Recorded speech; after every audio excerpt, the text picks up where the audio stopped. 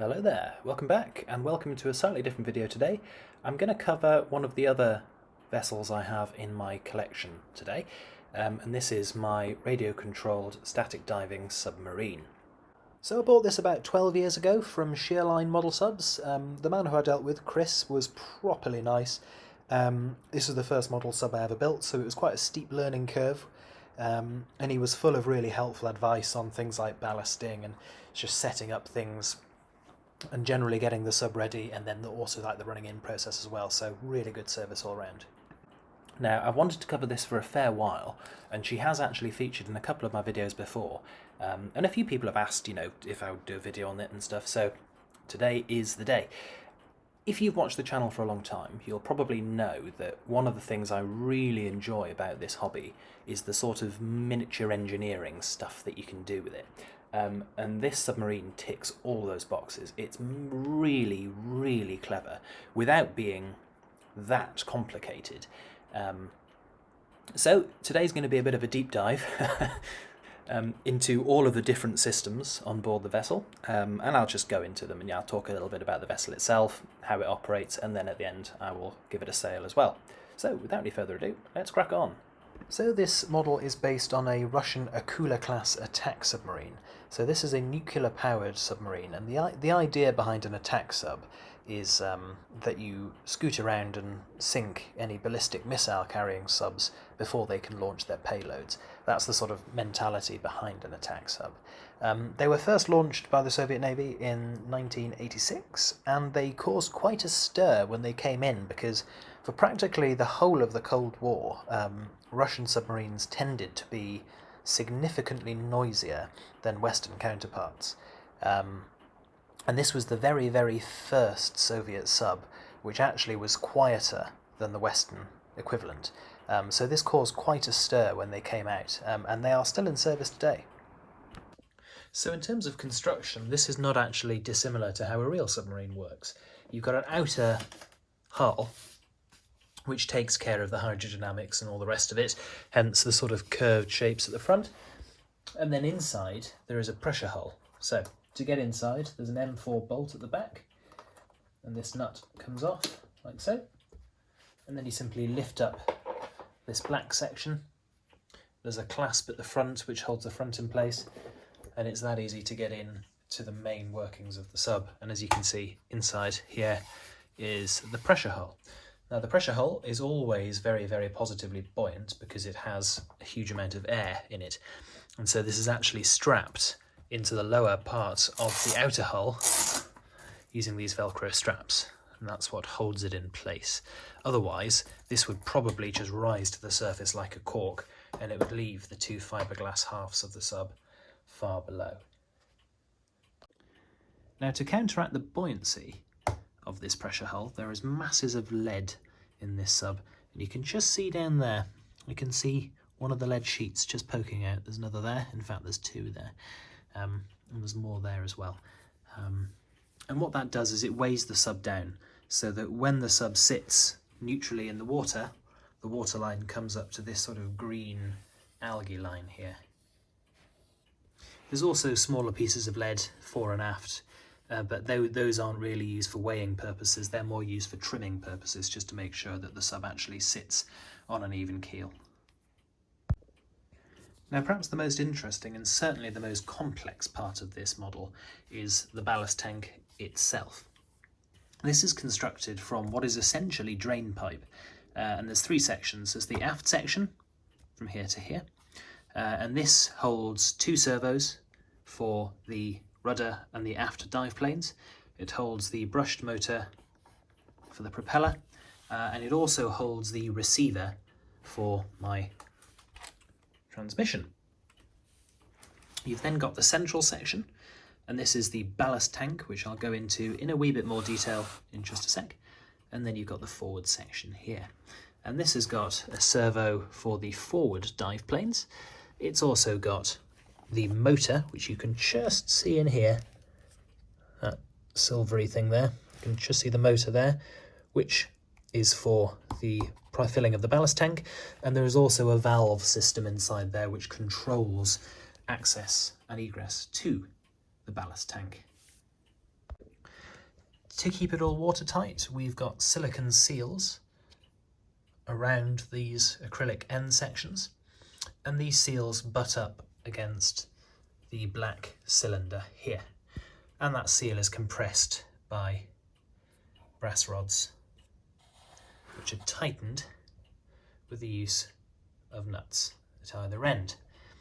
So you can see the principle. You simply tighten up the nut and that squashes these seals against each other, and if you do that evenly on all 4 points, you'll end up with a perfectly sealed container. And just to prove that it is watertight, this is a valve which I filled up with, pumped it up with a bike pump probably about 6 or 7 hours ago now, and if you listen, so this cylinder is actually holding air pressure within it. So proof that it is actually watertight. Now, to keep the moving surfaces watertight, we use 2 different techniques. For the propeller, there's what you call a cup seal. So this is a seal which quite literally looks like a cup with a hole cut out of it, and you can Google them if you're interested. But this is a seal that sits around the rotating shaft of a propeller and prevents any water getting in. As you get deeper, the water pressure pushes on the cup seal and actually seals it tighter against the shaft. So it's a really efficient way of sealing while still allowing rotary movement. Now, to get the linear movement that we need for our dive planes, we use what's called rubber bellows. So these are bellows which sit on a mounting bracket, which are very difficult to get off. They sit on a point here and then compress around the actual push and pull rod while still allowing linear movement, but the bellow prevents any water ingress into the pressure hull. So how does she get power? Well, this might actually surprise you because the power systems do not live within the pressure hull.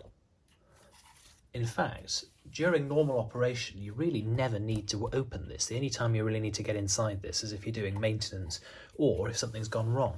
Now the power actually lives outside the pressure hull, here. What we use is a sealed lead acid battery like this. Now, immediately that sounds a bit perverse, doesn't it? Having a battery sitting freely in the water doesn't sound particularly good. And if I'm honest, that was my reaction when I first had this sub, but it's all in the name. This is a sealed lead acid battery, which means that the actual battery itself is totally waterproof, which is all very well, but of course, what you're thinking now is that water conducts electricity, and so electricity can flow between the 2 terminals like so. So how we get around that is by sealing off one of the terminals here, like so. This is the positive terminal, and around it I've put a rigid circular piece of plastic, and I then pumped the inside full of resin. And what that means is that this is totally isolated from the neutral terminal of the battery. So even though the neutral terminal is lying in the water, totally exposed, the positive terminal is completely isolated from it. So there is no way that current can flow between the 2. But there's still an issue at the other end of the wire. So if we're insulating the battery end of the positive connection, we also need to insulate the submarine end of the positive connection. And we do this with the use of a rubber bellow. So the blue wire is the negative, or the neutral, and this just attaches here to this terminal. Nice and simple. That circular ring crimp just goes through there, and we use this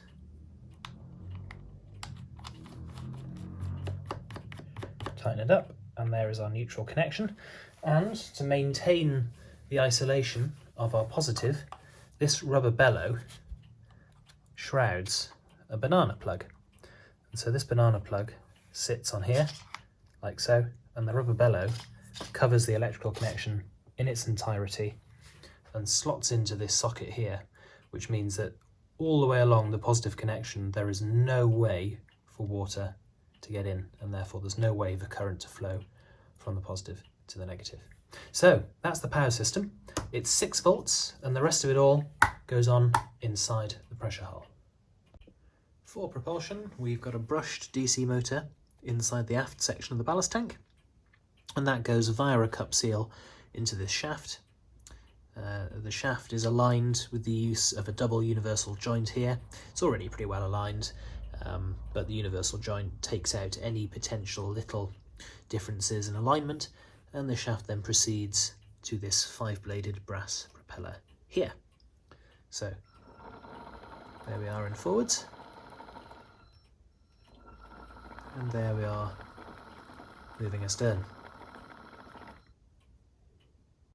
The sub also utilises 2 different dive planes. These rear ones,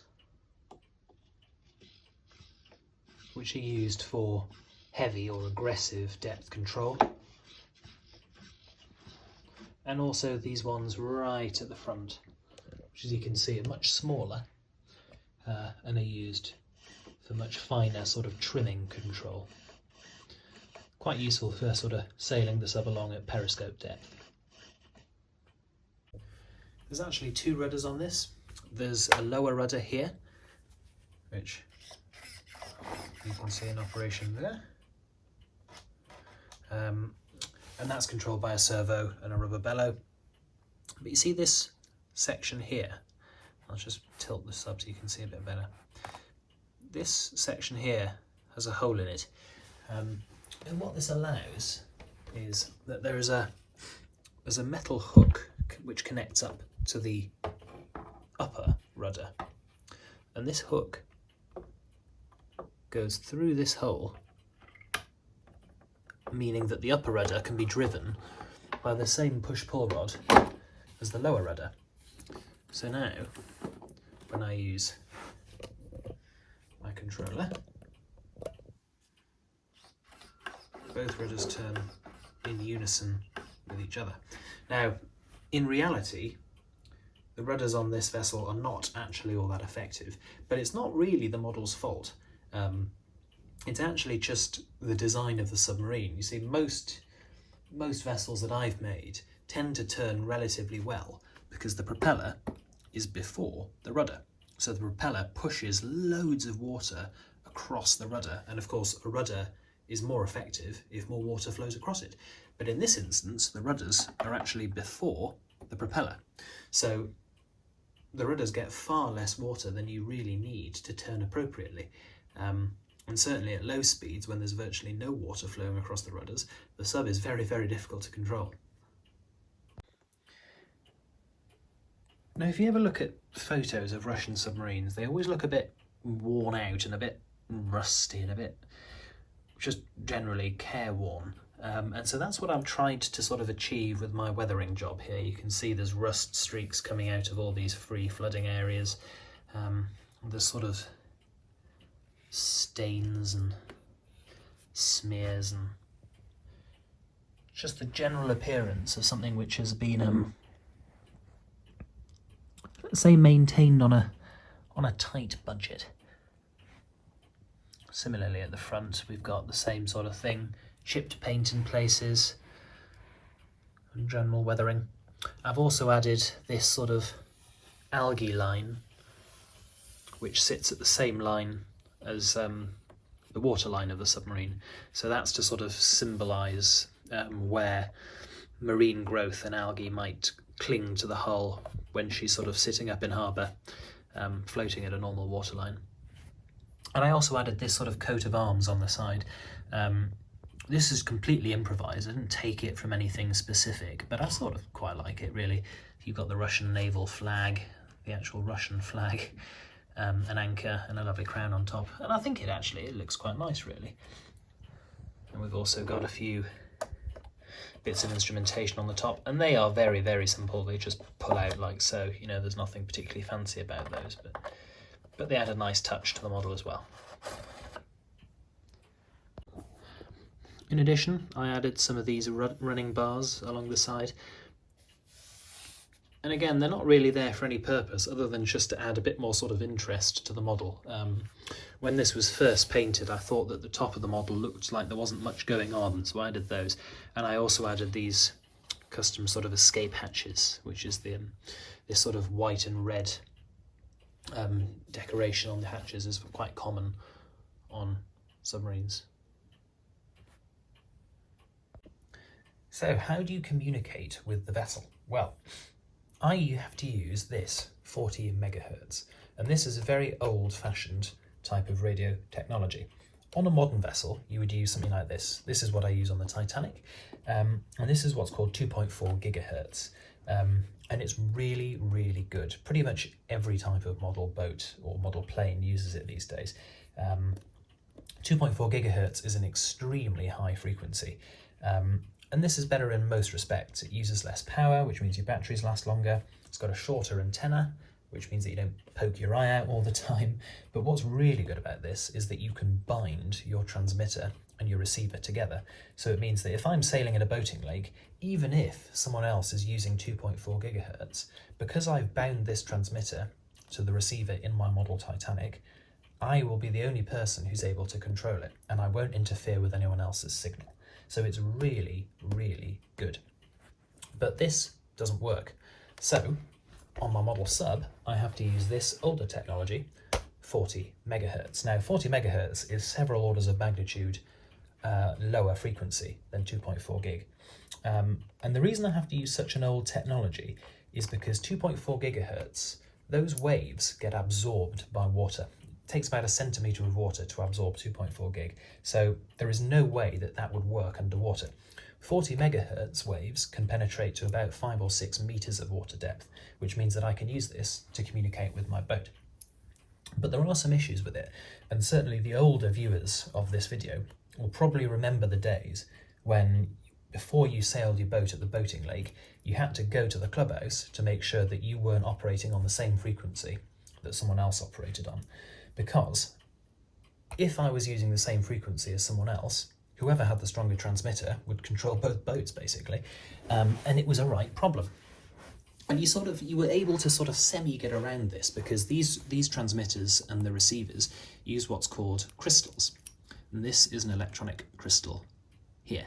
And this is a component that oscillates at a very specific frequency. And I'm not going to go into the detail of it because, frankly, it's really complicated stuff, and I only really half understand it myself. But what this essentially does is it just attenuates the frequency that this transmitter emits, and just sort of makes it slightly more specific. And what this means is that two people can operate on 40 megahertz at a boating lake, provided they're using different crystals.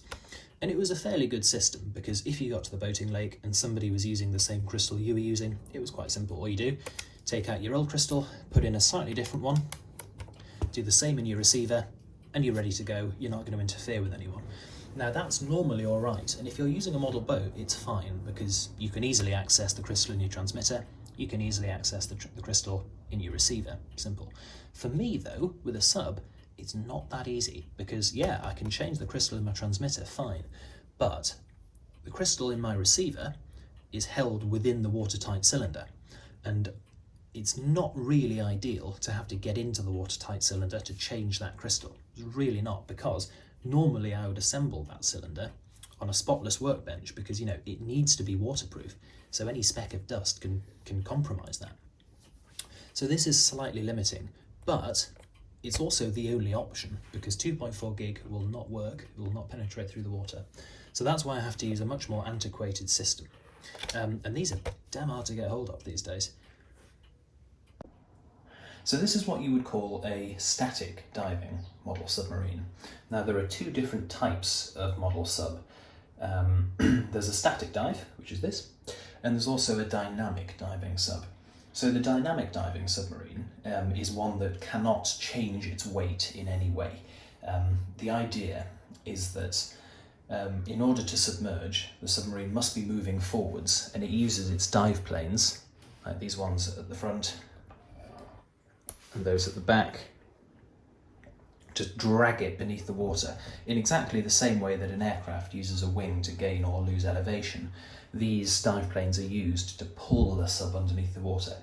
And it's a really good system because you don't need to have a complicated ballast system on board. There's a lot less stuff to go wrong, but of course the downsides are you have to be moving forwards to actually submerge the submarine, hence dynamic. You can't submerge the submarine in a stationary position because these need water flow across them to pull the sub beneath the surface. Now this is a bit more complicated. This is a static diving submarine, and what that means is that this is able to actually change its weight to lose buoyancy. So to give you an example, I've just turned on the water pump within, and you can see that the water line is now rising up. Decks are pretty much awash, and in a couple of seconds the sub will lose all buoyancy and will sink. And there you go, you see, without moving at all, the sub has submerged. And now I can blow the tank and we'll see the sub rise back up to the surface. So, how does the ballast system work? And I think really practical demonstration is the best way on this, because it is a very, very simple system, but it takes a bit of getting your head around it before it really makes any sense. So, also, you can just see here the principle of how the sub works. You can see that the fiberglass area is just a free flooding area. There's holes drilled all over it. It's designed for water just to come and go as it pleases. The only actual watertight area is this cylinder here. So, in essence, the ballast tank has three different positions it can be in. It can either be accepting water, or it can be staying as it is, or it can be expelling water. And those are the three different areas. So, on my control, I managed to hit the propeller there. On my control, I have this knob which can turn to three different areas. So, I'll just go through what actually happens. So, when I vent the tank, you can just hear that a water pump has turned on here. And what that's doing is it's pumping water from just behind the battery into the ballast tank. Now, because I have the top of the model off, I suspect that she actually won't be able to make herself negatively buoyant, so I don't think she'll sink. But you can see that as water's being pumped in, she is sitting lower and lower in the water. So what that tells us is that she is actually becoming less buoyant. She's gaining weight, so to speak, as water is pumped in. So that will carry on.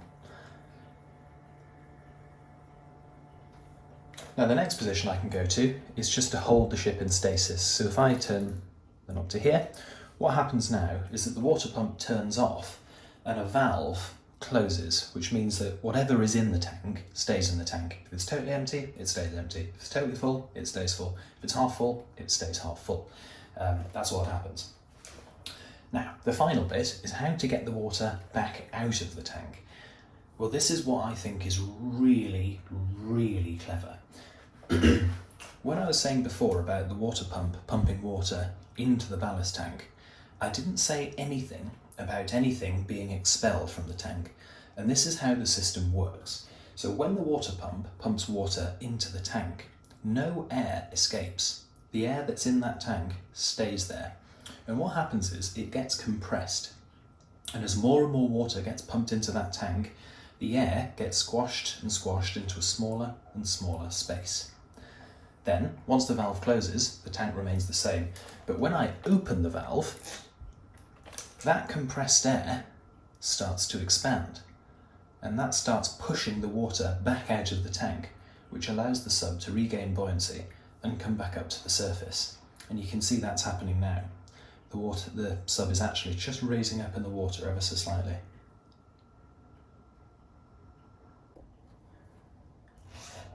Now, the reason I like this is because it's just so simple. Essentially, the only components of the ballast system are a valve, which is about as robust a component as you can get, and a water pump. And that's it. There's quite a lot of other static dive submarines which have, sort of either piston tanks or air canisters which force water out of the tanks. And I mean, don't get me wrong, they are so clever and really, really cool, but they're quite complicated systems. With this, because you don't need any compressed air. The air is naturally compressed by the idea of pumping the tank full of water. There's very little that can actually go wrong. Touch wood, obviously, but it's a really simple and robust system, and that's what I find so clever about it, because you're achieving really quite a complex thing. You're achieving allowing a boat to gain and lose weight with a very, very small selection of pretty reliable components, and it really is clever because of that. And I mean, I think that this model is really impressive, because I think I've had this about 10, probably even a bit longer, maybe even 12 years, and in that time it has been by a long way the most reliable model of all the models I've ever owned, which says a lot when you consider that it has to go under the water. It lives in much more hostile environments than most of the models I have. Now, there is one weakness with this ballast system that you wouldn't get with a piston tank or a compressed air canister system, and that is that if you were to descend the sub to a depth where the water pressure outside of the ballast tank was greater than the pressure of the air trying to force the water out, you wouldn't be able to blow the tank, and so your sub would be stuck, submerged. But I think really, whilst in theory that is a situation that could occur, I think in practice it is pretty unlikely, because I suspect that the sort of depth you'd have to attain to do that would be in the region of sort of 10-15 metres, and I think by that point you would probably already have other issues on the model. Probably seals might be getting blown by and stuff like that already. So whilst in theory that is a consideration, I think in practice it's not a situation you'll ever find yourself in. And so, in the half light of an autumn evening, she set sail.